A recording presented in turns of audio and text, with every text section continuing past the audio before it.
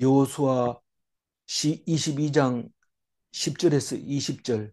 르우벤 자손과 므낫세 반 지파가 가나안 땅 요단 언덕가에 이르자 거기서 요단가에 제단을 쌓았는데 보기에 큰 제단이었더라.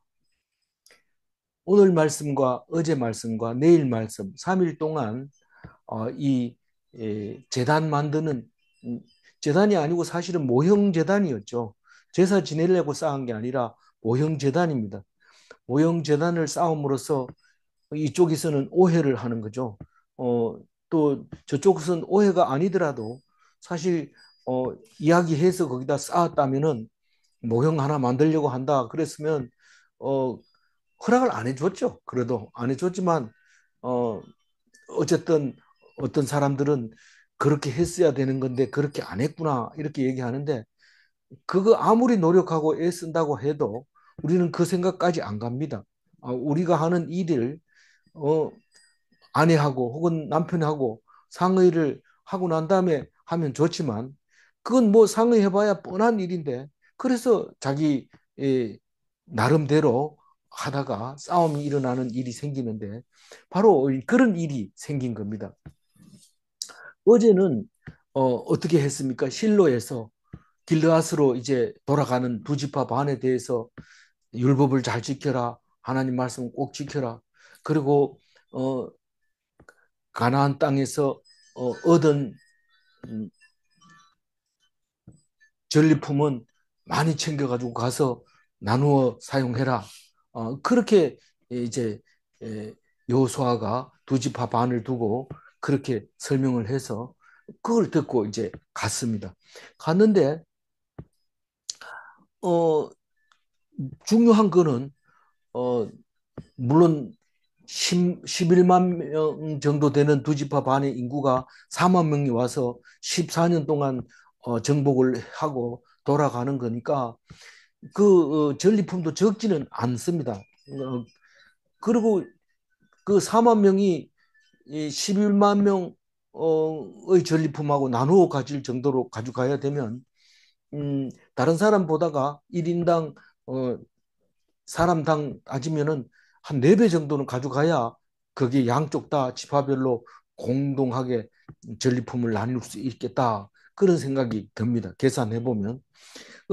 그렇게 많이 가져가라고 여호수아가 말하는데 뭐 4배나 가져가라 뭐 그런 얘기는 안 하지만 그리고 앞장서서 열심히 했고 잘했다.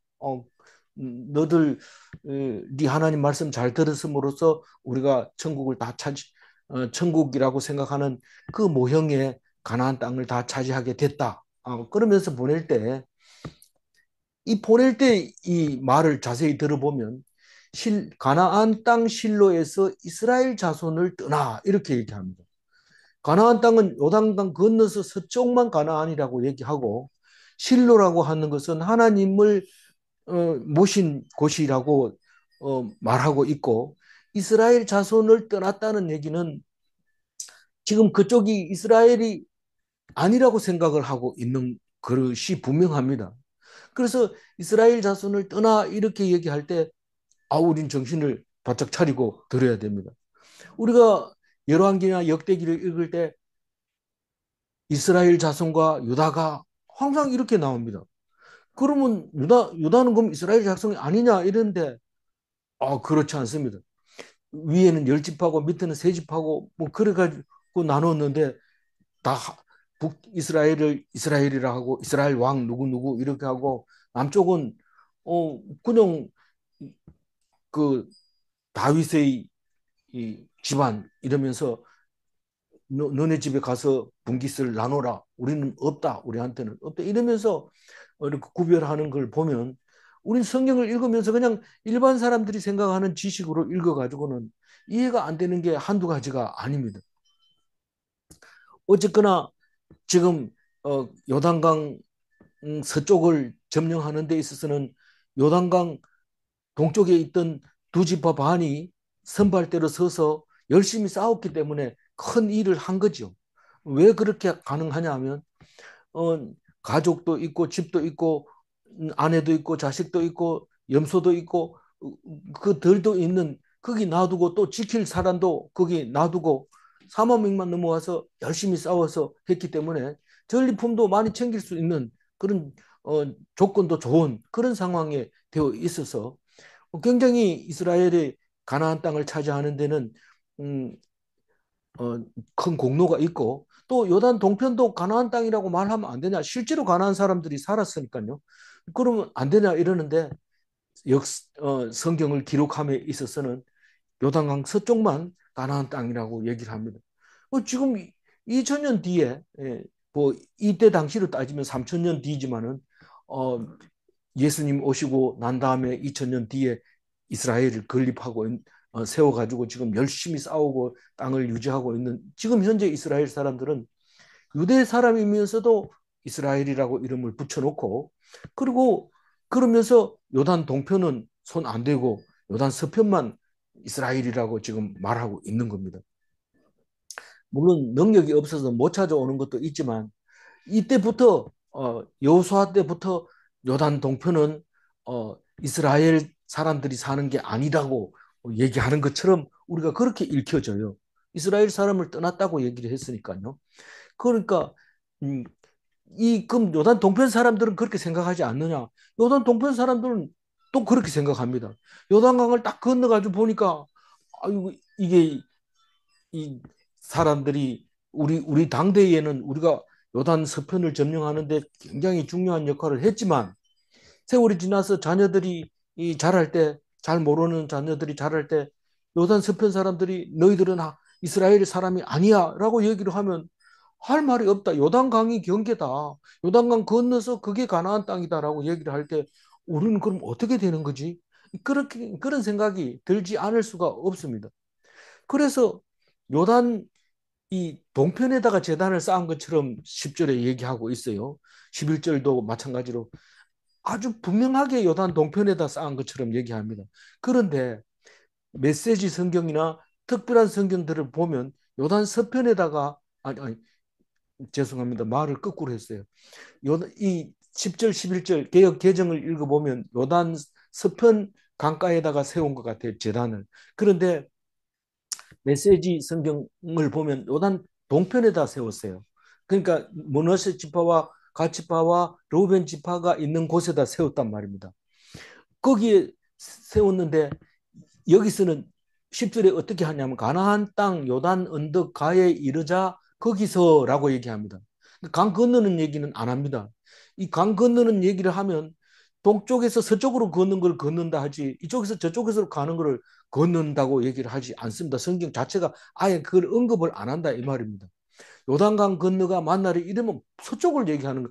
기본적인 얘기를 항상 할 수 있지만 안 합니다. 할 수 있지만 안 하는 것이 성경입니다. 그게 무슨 의미를 제시하고 있는 거죠. 그게 그런 의미에서 보면 이 언덕 가에 이르자 거기서 이러니까 가에 아직 강을 건너기 전에 세운 것처럼 요단 서쪽에다 세운 것 같이 보이지만 이 새 번역이나 메시지 성경에서는 요단 동편 가나안 맞닿은 그릴롯에 세웠다라고 얘기를 합니다. 지명 이름까지도 얘기합니다. 그런데 성경은 그릴롯이라는 원어에는 안 나옵니다. 그러나 그렇게 한 것은 사본이 그런 사본이 있다는 거죠. 그러니까 그게 옳다고 생각하니까 그렇게 말하는 겁니다. 그리고 어, 이 그 큰 재단이라고 한 것은 제사를 드리라고 하는 게 아니라 누구든지 보아서 딱 보면 알 수 있도록 그 모형으로 그랬다는 겁니다. 그 모형 재단은 뭐가 다르냐? 이 요단강 동편은 모압 땅입니다. 모압 땅에는 바알 보울 때문에 사람들이 많이 죽었습니다. 그런 땅에서 그 재단을 만든다는 것은 벌써 가나안 땅을 차지하고 실로에다가 해막을 건립하고 나서는 그다음부터는 다른 거는 없다. 오직 실로에서만 하나님을 모신다. 그렇게 생각을 합니다. 그래서 실로가 언제까지 있었다고요? 블레셋에 빼앗기고 찾아와가지고 예루살렘에 놓을 때까지는 실로가 있었습니다. 그러니까 실로가 모든 그 이스라엘 역사에 솔로몬 성전 외에서는 그 제일 오래 그 두 군데밖에 없어요. 사실은 이 법궤가 어디를 다녔냐, 블레셋에 뺏겨가지고 여기저기 다녔지만 그거는 뭐 중요한 게 아니고 결국 돌아왔으니까요. 돌아와서 다윗이 이 예루살렘으로 가져왔다가 그 아들 솔로몬이 솔로몬 성전에다가 안치함으로써 이 괴 이야기는 끝납니다.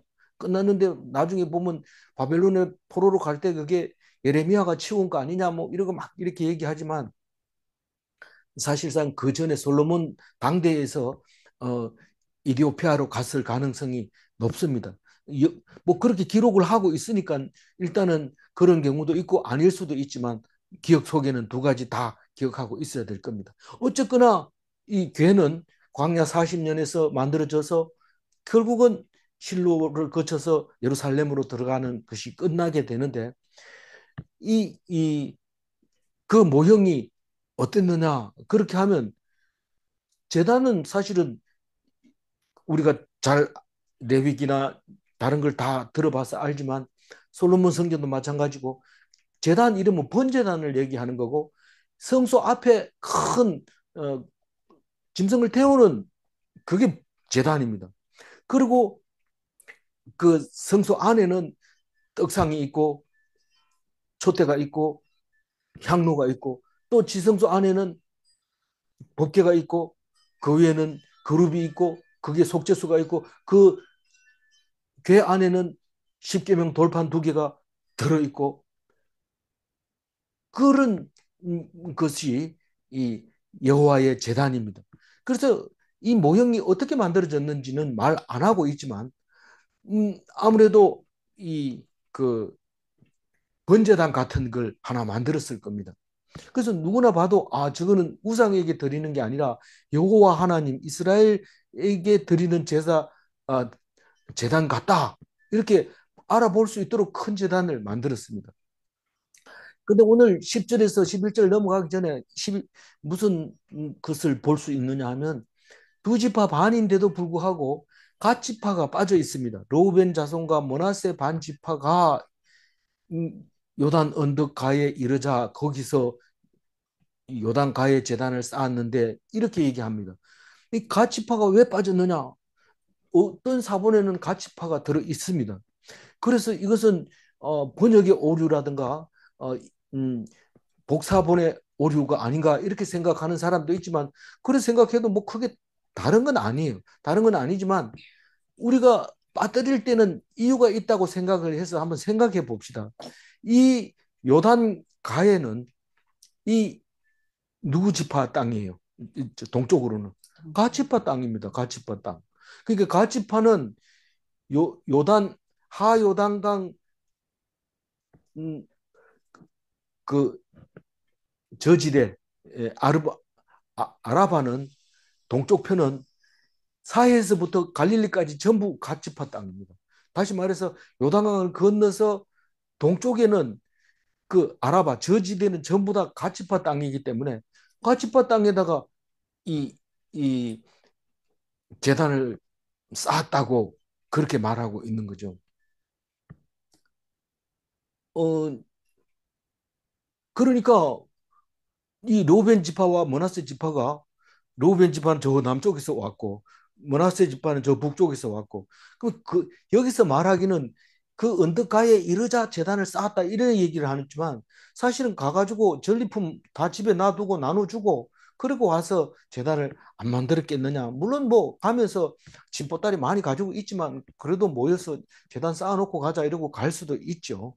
뭐 그거는 뭐 상상에 생각하기에 달려 있지만 어쨌거나 어, 르우벤 지파는 남쪽으로 가야 되고 므낫세 지파는 북쪽으로 올라가서 음, 바산 쪽에 땅으로 이제 가야 될 겁니다. 근데 거기다가 이제 제단을 쌓았습니다. 11절 같은 말이지만 한번 읽어봅니다.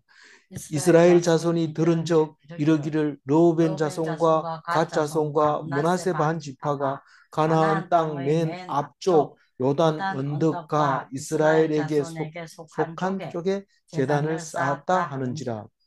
그러니까 이스라엘 자손에게 속한 쪽이라는 것은 동쪽을 무시하게 되면 이 서쪽을 말하고 있는 겁니다. 지금 가나안 땅이라고 분명하게 얘기하면서 맨 앞쪽 요단강 요단가 언덕가라고 얘기를 했는데 이 가짜라고 하는 그 부분에서 맞은편 이렇게 번역을 하면 요단 동편 가나안 땅 마땅 그릴롯 이렇게 번역을 할 수도 있어요. 그래서 글자 한자가 완전히 바뀝니다. 그래서 점 하나를 빼면은 엄청나게 벌을 받습니다. 그 사본을 이렇게 베낄 때 점 하나를 딱 하나 안 찍으면은 줄이 바뀌어 버립니다. 그리고 말도 완전히 틀려져 버리고 히브리어는. 그래서 1.1획도 절대로 손대면 안 된다라는 원칙이 있습니다. 그래서 이런 걸 보면은 어, 이게 맞느냐 저게 맞느냐가 중요한 게 아니고 그릴롯이라는 말을 쓰는 것부터가 벌써 연구를 해서 결론을 내린 겁니다. 그러나 이 개혁 개정이 말하고 있는 것을 귀 기울여 들어야 됩니다. 만약에 성경을 바꾼다고 하면 옳고 그르고를 떠나서 우리는 그걸 가지고 이야기하고 기억해야 되지만 지금 개혁 개정을 우리 가지고 다른 성경을 참고를 하는 거지 다른 성경을 만약에 참고를 안 하고 그걸 주로 한다면 교파가 다르든지 뭐 다르게 인정할 수 있습니다. 이게 그래서 이걸 가지고 해야 말이 헷갈리지를 않는 겁니다. 그러면 11절과 10절 이야기를 왜 이렇게 분명하고 확실하게 얘기했는데 왜 동편이라고 얘기하느냐? 동편일 수, 동편이라야 우리가 대화 자체가 됩니다. 이쪽 땅에 있으면 이쪽 사람들이 마음대로 하면 되는 거지. 거기다 얘기할 필요가 없는 거죠. 뭐 그것도 그거지만 여기서 얘기하는 것은 만약 그쪽 땅에도 했으면 우리는 신경 안 써도 되지만 이거는 우리하고 관계 있는 거다라고 얘기를 하는 겁니다. 그러니까 어떤 경우에는 이스라엘 자손이라고 인정하지만 어떤 경우에는 이스라엘 자손이 아니라고 얘기하는데 10절과 11절을 읽어보면 너희들이 우리 자손인데도 딴짓을 하고 있다 이 말을 하고 있는 겁니다. 우리하고 똑같은 이스라엘 자손인데 너희들이 딴짓을 하고 있다 하는 글을 말하기 위해서 이스라엘 자손이 들은 적 이스라엘 자손에게 속한 땅 이렇게 얘기를 하고 있는 거죠. 그러니까 절대로 용서할 수 없는 일이 생긴 겁니다. 12절 읽어봅니다. 이스라엘 자손이 이를 듣자 곧 이스라엘 자손의 온 회중이 실로에 모여서 그들과 싸우러 가려 하니라. 지금 10절과 12절에 이스라엘 자손이 4번 나오고 13절에도 이스라엘 자손 나오고 계속 이스라엘 자손 나오는데 그 사람들이 이스라엘 자손이 싸우러 갔다는 얘기는 이스라엘의 대적이라는 얘기인데 요단 동편은 이스라엘 자손이 아니라고 말하고 있는 거나 마찬가지입니다. 딱 듣고는 어디에 모였다고요? 실로에 모였다는 것은 무슨 말입니까? 하나님 앞에서 하나님께 물어보고 이걸 싸우러 가야 됩니까? 말아야 됩니까? 물어보고 순종하는 마음으로 간다는 겁니다. 근데 싸우는 게 중요한 게 아니라 왜 그걸 만들었는지를 알게 됩니다. 알게 되고는 안 싸우게 됩니다. 그렇지만 이 앞에서는 지금 실로 앞에서 외에서는 절대로 제사를 지낼 수 없다고 했는 건데 이렇게 됐는데 우리가 가서 만약에 사실이라면 우리는 어떻게 해야 될까요? 권징을 해야 될까요? 치리를 해야 될까요? 출교를 해야 될까요? 하나님 앞에 물어보고 갑니다. 하나님 뭐라고 대답했을까요? 니들이 궁금하면 가봐라. 뭘 하든지 가봐라. 그렇게 얘기했을 것이 분명합니다.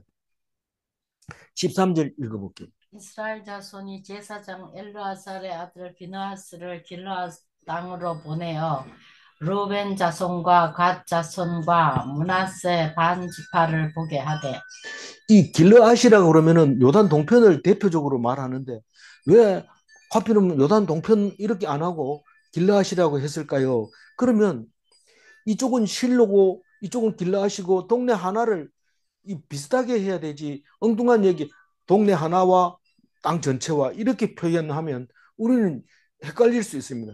그래서 실로에는 하나님이 계시고 길르앗에는 하나님이 없는 그 땅으로 지금 갔다고 얘기를 하고 있습니다. 성경은 그렇게 말씀하고 있기 때문에 그걸 귀 기울여서 들어야 되죠. 엘르아살은 아직 살아 있습니다. 누구의 아들입니까? 모세의 아들이 몇 번째 아들입니까? 어, 아론의 아들입니다. 몇 번째 아들입니까? 세 번째. 세 번째 아들이고 이 비느하스는요. 손자. 예, 그 엘르아살의 아들인데 음, 이 비느하스가 어립니까? 힘이 셉니다. 힘이 센 게 아니라 제사장입니다. 이어서 제사장 할 거고 장성했습니다. 언제 장성한 줄 알아요? 그 모압 모압 광야에서 어, 그 모압 여자들하고 음행을 할 때 비느하스가 가서 창으로 남자 여자를 둘을 한꺼번에 죽이고 어, 그 연병이 거친 이야기가 나오잖아요. 그러니까 이 비느하스는 지금 군대 대장으로 갑니다. 우리가 이스라엘 군사들은 총과 칼을 가지고 있는 것 같이 보이지만 사실은 지도자, 종교 지도자가 군대 장관이 되는 거고 그 다음에 각 지파 대표가 이제 그 비나하스를 중심으로 가는 것이죠. 그래서 비나하스가 대장이 되어서 어, 사람들을 데리고 요단 동편으로 건너갑니다. 10, 14절 읽어주세요. 이스라엘 각 지파에서 한 지도자씩 열 지도자들을 그와 함께 가게 하니 그들은 각기 그들의 조상들의 가문의 수령으로서 이스라엘 중에서 천부장들이라. 그 이스라엘 자손 중에서 각 지파 그러니까 9지파 반인데 이 반지파도 대표를 하나 보내야 되니까 10지파가 되는 거예요. 그 10지파가 레위 지파는 뭐 곳곳마다 숨어 있기 때문에 저 다 포진돼 있기 때문에 레위 지파는 뭐 대표를 보낼 수가 없어요. 그러나 레위 지파가 대장이 돼서 이제 비느하스가 열 사람을 데리고 갑니다. 레위 지파 누구라고요? 비느하스 비느하스 레위 지파 중에서 네 족속 중에서 고라 음, 고아세 자손 고아세 자손 중에서 아론의 자손들 그리고 고아 자손 중에서 아론 자손 외의 자손들 이렇게 두 가지가 나오잖아요. 그리고 음, 두 사람은 어디입니까? 둘은 무라리 머라리와 게르손 게르손 이렇게 예? 게르손이 아니잖아요. 머라리와 뭐요? 음, 게르손 맞죠? 맨 첫 번째가 게르손이니까 맨 끝에가 무라리죠. 게르손 아니고 뭐예요? 그, 어제 거 한번 보세요. 빨리.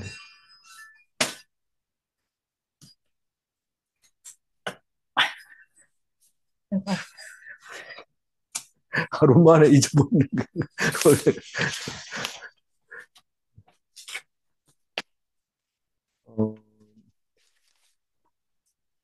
어, 게르손 맞네요. 왜 제가 게르손에서 헷갈렸냐면 모세의 아들이 게르솜이고 레위의 아들은 게르손입니다. 그렇죠? 예, 게르손하고 게르손. 예, 각시말을 안 믿어서 그런 게 아니고 제가 생각이 안 나서 그래요. 믿음이 없는 것과 믿음이 부족한 것과 지식이 다른 것은 다른 얘기죠. 어쨌거나 지금 그렇게 에, 이제 돼 있는 거고 그 뭐 안 해도 되는 얘기를 하느라고 그랬어요. 14절 그래서 열 지도자는 가문별 수령이고 천부장은 천명의 부하를 거느리는 걸 천부장으로 했는데 뭐 꼭 그렇게 정한 것은 아니고 대장 뽑아서 이제 열 명과 함께 11명이 파병을 한 거죠. 이제 요단 동편으로 군대를 보낸 거죠. 그래서 이제 가서 얼굴을 대하여 봅니다. 15절 읽어봅니다. 그들이 길르앗 땅에 이르러 루벤 자손과 갓 자손과 므낫세 반 지파에게 나아가서 그들에게 말하여 이르되 나아가서 말하여 이르되 이렇게 얘기하는 거는 뭐 소집했거나 아니면 뭐 따로따로 떨어졌거나 어떻게 얘기했는지 모르지만 그 두 지파 반에 대해서 어 이제 놓고 얘기를 한 거 대표들만 오라고 했든지 뭐 대표들만 오라고 했을 가능성이 있죠. 어쨌거나 말만큼은 분명히 들어가게 합니다. 그게 16절부터 오늘 묵상의 마지막 절까지 이야기가 너희들 왜 그거를 재단을 쌓았느냐? 이걸 물어봅니다. 사실 물어보기 전에 자기들이 먼저 그것 때문에 왔느냐고 하고 먼저 얘기를 하면 되는데 그렇게 하지 않고 막 따질 때까지 기다려서 대답을 하게 됩니다. 왜 그럴까요? 자기들은 그게 문제 될 거 없는데 문제를 삼으니까 이제 변명을 하게 되는데 사실은 변명인지 진짜 그런 건지 알 수는 없지만 알 필요도 없습니다. 왜냐하면 요단강을 건너면서 생각을 한 거예요. 이제 이 요단강을 건너서 동쪽으로 가게 되면 우리는 이스라엘 백성이 맞나 아니냐 정체성에 대한 혼란이 오기 시작을 하게 됩니다. 그래서 우리는 무엇을 하면 되느냐, 무엇을 열심히 하면 될까, 그리고 어, 뭔가를 잘하려고 애를 쓰고 연구하고 노력하지만 오늘 찬송처럼 우리가 어디에 있든지 하나님 말씀만 귀 기울이면 되지 잘하려고 하면 그것은 잘하는 게 아니라는 거예요. 재단을 쌓는다고 해가지고 이스라엘 백성 되는 거 아닙니다. 물론 생각나게 하는 건 좋지만 그 생각나게 하는 게 중요한 게 아니라 하나님의 말씀을 붙잡고 있는 게 더 중요합니다. 그러면 요단 동편을 버리고 서편으로 와야 되겠네요. 그러면 좋죠. 그러나 그렇게 된다고 할 것 같으면 우리는 아무 일도 못 합니다. 우리가 교회에 와가지고 어, 음, 성전이 좋다고 하면서 24시간을 교회에서 기도실에서 계속 기도하고 있으면 그럼 그건 원하는 게 아니죠. 일을 열심히 하고 주일날 와서 안식할 때 서로 이렇게 나누면서 그렇게 하는 것은 하나님이 원하는 거다. 우리는 그렇게 생각하고 있습니다. 그래서 오해는 당연히 살 수 있어요. 우리가 어, 개신교는 뭐 그 아무 형상이도 만들지 마라 이래서 안 만듭니다. 그는 천주교는 만들잖아요.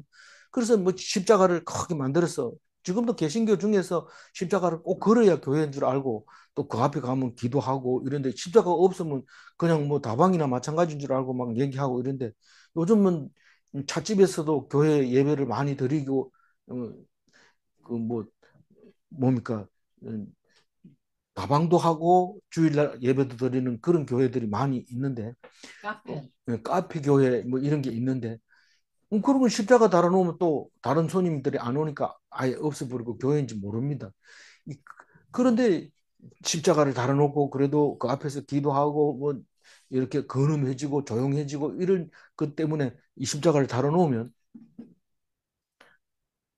교회라고 생각합니다. 근데 누가 교회 십자가하고 똑같은 크기를 집에다 하나 딱 갖다 놨다 그러면 딴 사람이 가서 보면 야 여기서 예배 드려도 되겠네. 그러면 네 교회 안 나오려고 그러나 이렇게 얘기할 수도 있는 겁니다. 그러니까 우리는 이 오해의 소지가 충분히 있었던 거죠. 그래서 그거를 물어보는 이야기입니다. 대답은 내일 하지만 오늘 이야기는 깊이 생각해 봐야 될 문장들이 많이 들어 있습니다. 16절 읽어봅니다.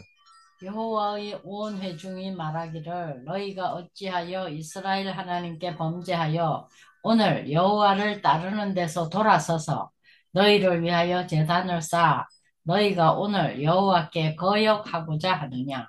과거에 아무리 잘했더라도 오늘의 문제입니다. 오늘이. 그러니까 사실은 뭐 서쪽 땅을 차지하는 것은 이 사람들이 공로가 크지만 그럼에도 불구하고 오늘 지금 엉뚱한 재단을 쌓는다고 할 것 같으면 그것은 하나님을 대적하는 것이고 그것이 죄를 짓는 것이고 거역하는 것이고 배교하는 것이라는 것을 지금 입을 열어서 말하고 있는 겁니다. 앞으로 잘할게 이래도 소용없습니다. 오늘 너희들이 지금 생각이 뭐냐 말이죠. 오늘 생각이 뭐냐. 그렇게 지금 이야기하고 있는데 어, 이 재단을 따로 쌓으면 그것은 범죄이고 하나님을 따르는 데서 돌아선 거다라고 판단을 내리는 거죠. 그래서 그걸 거역한다고 생각하는 거죠. 그러면 그 사방에 흩어져 있는 레위인들은 그러면 제사 지낼 때마다 거기 예루살렘으로 올라가야 되느냐? 실로로 가야 되느냐? 그렇습니다. 이 예레미야서에 보면은 실로가 오기까지는 창세기에 나와 있지만 예레미야서에서 보면 실로와 같이 되게 하리라 이렇게 얘기합니다. 뭐를요? 북이스라엘을 실로와 같이 되게 하리라. 영광을 다 빼앗아 버린다는 겁니다. 실로가 영광이 왜 빼앗아? 하나님이 거기 계시기 때문에 모든 일들은 다 실로에 와서 결정을 하고 물론 이제 내일 모레 가면 세겜에서 이제 또 그 설교를 합니다. 여호수아가. 그렇지만 그래도 실로의 영광은 영원하다고 생각한 거예요. 이 하나님의 이 괴가 있는 곳에서 영원하다 그랬는데 실로처럼 다시는 그 영광을 되찾지 못하리라. 예레미야서에 그게 나옵니다. 그러니까 다시 말해서 이 실로는 영광 중에 영광이었지만 괴가 떠나고 나서는 다시 실로로 돌아오지 않아서 그 영광을 찾지 못해.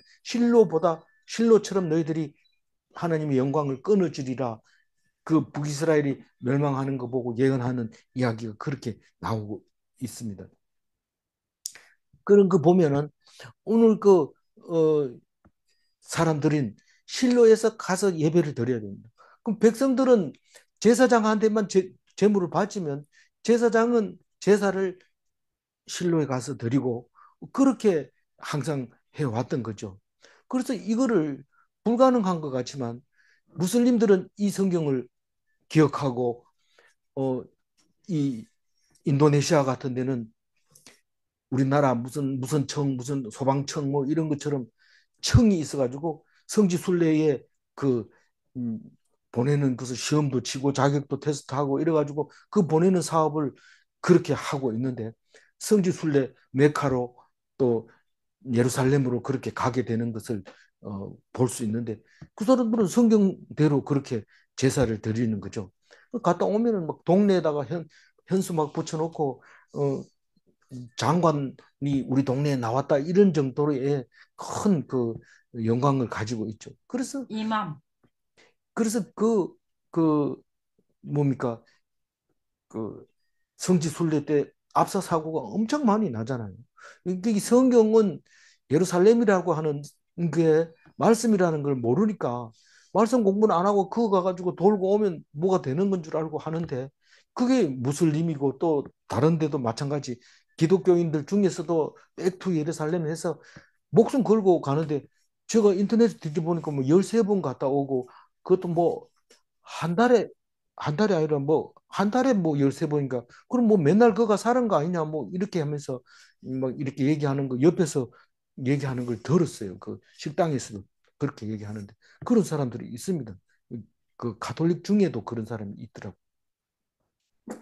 그런 거를 보면 그게 성경은 안 읽고 예루살렘에 가면 무슨 복을 받는다고 생각을 하고 있는데 말씀을 들으라는 뜻인데 못 알아듣는 거죠. 그래서 너희들은 절대로 거기다가 제단을 쌓으면 안 된다. 17절 읽어봅니다. 부월의 제약으로 말미암아 여호와의 회중에 재앙이 내렸으나 오늘까지 우리가 그 죄에서 정결함을 받지 못하였거늘 그 죄악이 우리에게 부족하여서. 그러니까 이게 바알보를 얘기잖아요. 바알볼이 그때 그 비느하스가 두 사람을 안 죽였다면은 안 끝났을 텐데 그걸 죽임으로써 그 연병이 죽은 자가 2만 4천 명으로 끝나게 됩니다. 그래서 다행히 이제 더 이상 연병이 죽지는 않았지만 결국은 그 뒤에서 우리가 오늘까지 우리가 그 죄에서 정결함을 받지 못하였거늘 이 말은 무슨 말입니까? 제단을 쌓고 속죄제를 드려야 되는데 아직 못 드렸다는 거예요. 지금 아직 실로에다가 제단을 차려놓고 얼마 되지도 않았는데 너희들이 가가지고 이렇게 벌써 제단을 만들어 버리면 우리는 그 속죄제를 아직 드리지도 못해서 아직도 부정한 상태로 있는데 이렇게 해버리면 그 자리는 또 딴 자리가 아니고 모압 광야에 그 음, 음, 바알 보호를 섬기던 그 땅에다가 너희들이 제단을 쌓았다는 것은 우리가 볼 때 이건 큰 잘못이다. 그게 바알 보호라게 제사를 지내는 그게 부족해서 그 음행이라고 하는 바알 보호 앞에서 음행하는 것은 종교 행위였던 거죠. 그게 그래서 그렇게 많이 죽었는데 그게 부족해서 또 이런 짓을 하느냐? 그러면서 이제 따지는 거죠. 18절 읽어. 오늘 너희가 돌이켜 여호와를 따르지 아니하려고 하느냐? 너희가 오늘 여호와를 배역하면 내일은 그가 이스라엘 온 회중에게 진노하시리라. 오늘 내일 이게 나올 때마다 이제 중요 표시를 해놓는데 이 내일 아무리 잘해도 오늘의 내일을 결정한다. 그러니까 내일 뭐 내가 배신할지 그건 모르잖아요. 이런데 모르잖아요. 이러면 그건 불신이고 무조건 오늘 믿는 것이 영원하다고 생각하는 겁니다. 그런데 오늘 잘못 믿으면 내일은 없다. 네가 내일 아무리 잘 믿으려 해도 소용없다는 거죠. 그, 그러한 말이 18절 말인데 사실 구절구절마다 이게 중요한 얘기들이 들어 있습니다. 근데 그걸 그냥 소설을 읽듯이 빨리 읽어버리면 우리가 그만 놓쳐버리게 되고 하나님이 말씀에 귀 기울이지 않게 되고 하나님하고 어떻게 하라고 그랬어요? 친근하라고 그랬어요? 친하라고 그랬어요? 하나님하고 친해야 돼. 친해야 되는데 될 수 있으면 시간을 뒤로 미루고 이렇게 하는 게 아니라 먼저 말씀부터 묵상하고 다른 일을 하고 그게 친하게 지내는 거예요. 친한 사람하고 제일 먼저 하고 그다음에 다른 일을 하든지 그렇게 해야 되는데 그래서 오늘 너희들이 이렇게 하면 너희들 한 사람이 죄를 지으면 우리 이스라엘 다 죽는다. 그 얘기를 지금 하고 있는 겁니다. 그 얘기 뒤에 또 나오지만 이렇게 얘기합니다. 내일은 그가 하나님이 이스라엘 온 회중에게 진노를 하시리라. 그렇게 얘기합니다. 너희들이 제단을 그렇게 쌓게 되면 19절 읽어보면 그런데 너희의 소유지가 만일 깨끗하지 아니하거든 여호와의 성막이 있는 여호와의 소유지로 건너와 우리 중에서 소유지를 나누어 가질 것이니라. 오직 우리 하나님 여호와의 제단 외에 다른 제단을 쌓음으로 여호와를 거역하지 말며 우리에게도 거역하지 말라. 뭐 이 얘기는 반복하는 얘기지만 딴 재단 싸움 만들면 안 된다. 싸우면 안 된다. 오직 실로에 있는 그 재단에만 쌓아야 된다. 그런데 너희 소유지가 만일 깨끗하지 아니하거든 이 말은 모든 원수를 다 쫓아내지 못하거든 이 말입니다. 그러니까 모압에 있는 그 사람들을 다 죽이고 싹 죽이고 그 땅을 차지했다고 말합니다. 두 왕을 거인을 다 없애고 거기 이 땅을 차지했다고 하지만 그러나 너희들이 가가지고 그 사람들 말을 들어야 되고 그 사람들 하라는 대로 제사를 지내야 된다고 생각하거든. 거기 살지 말고 돌아와서 서쪽에 와서 좁더라도 우리 한번 새로 나누는 거 그거 한번 고려해 볼 테니까 그거는 고려해 볼 수 있는 문제지만 재단 쌓는 건 안 된다. 재단을 쌓으면 안 된다라고 얘기를 하게 됩니다. 이, 이 너희 소유지가 만일 깨끗하지 아니하거든 이 말은 모든 원수를 다 쫓아내지 못하겠거든 이 말도 되지만 그 우상을 섬길 수밖에 없거든. 다시 말해서 바알볼에게 절하지 않으면 안 되거든.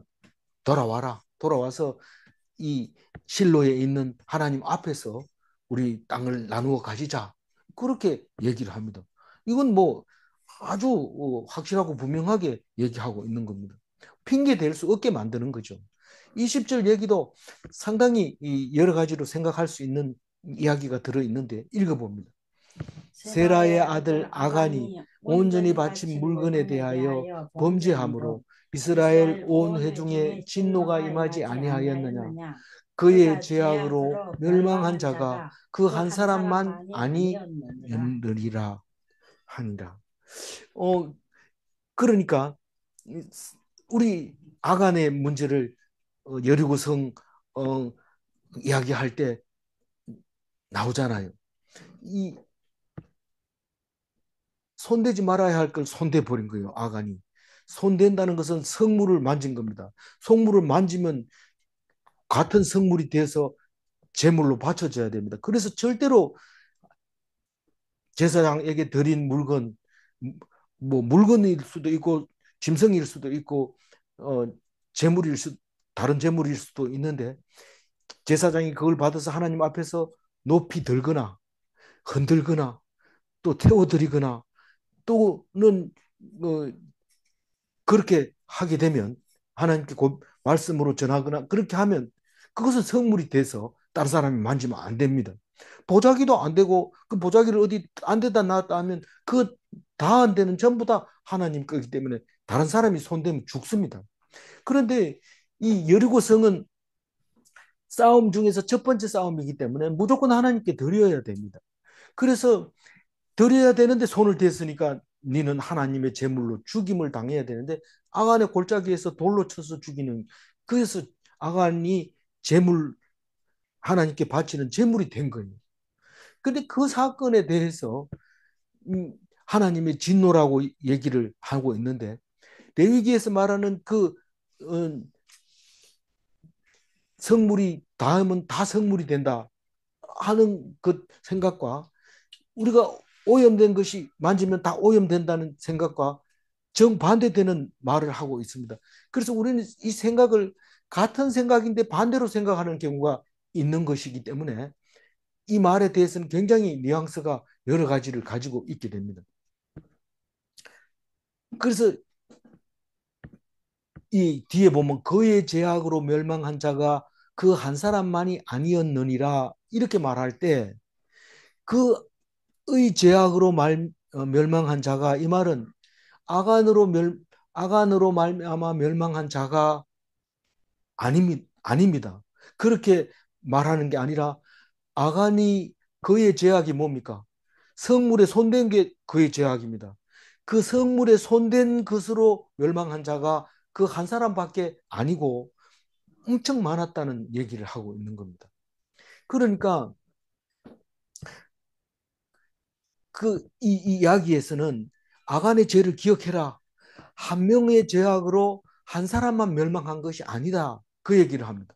그리고 이스라엘에게 진노해서 한 사람이 부정이 이스라엘 전체를 부정하게 만든다, 그런 말을 하고 있습니다. 다시 말해서 아간이 범죄함으로 온 이스라엘이 죽었고, 아간이 대속물로 하나님께 드려 한 사람이 죽어서 온 이스라엘이 구원받는 거죠. 그러니까 구원받는다는 게 소망의 문이라고 어디에서 나왔어요? 호세아서에 그 얘기를 합니다. 그러니까 한 사람으로 인해서 죽고 한 사람으로 인해서 산다는 것은, 사도 바울이 그 얘기를 하죠. 어, 아담 한 사람 때문에 우리가 다 죽고, 죄로 아담 성악설인데, 그걸 표현하기를 아담이 금지된 열매를 먹었기 때문에 우리는 죄가 됐고, 그 죄로 말미암아 죽을 수밖에 없게 되었는데, 예수님 한 사람으로 인해서 우리는 죽지 않고 영원히 살 수 있다는 그 이야기를 하고 있습니다. 그래서 이, 이 20절을 읽으면서 두 가지를, 혹은 복합적인 문제를 이야기를 해야 됩니다. 어, 그 얘기는 결국은 무슨 얘기를 하고 싶은 거냐 하면, 예수님이 어떻게 한 사람이 모든 사람의 죄를 어, 지고 갈 수 있느냐. 그게 이 말씀 속에 들어있는 거죠. 어, 예수님이 그 보엘입니까? 거기 망대가 무너졌을 때 어떻게 그 사람들이 죄가 있어서 그렇게 되는 줄 아느냐 하고 야단치는 문제가 나옵니다. 다시 말해서 우리는 다 죄인이지만 그 한 사람을 통해서 우리의 죄를 사함 받을 수 있게 되는데, 호세아스가 얘기하는 소망의 문이 되는 겁니다. 구원의 소망이 우리에게 있을 수 있는 것이죠. 오늘 20절 다시 한번 읽고 정리를 하겠습니다. 너무 머리 아플지도 모르니까요. 잘 읽어봅니다. 세라의 아들 아간이 온전히 바친 물건에 대하여 범죄함으로 이스라엘 온 회중에 진노가 임하지 아니하였느냐. 그의 죄악으로 멸망한 자가 그 한 사람만이 아니었느니라 하니라.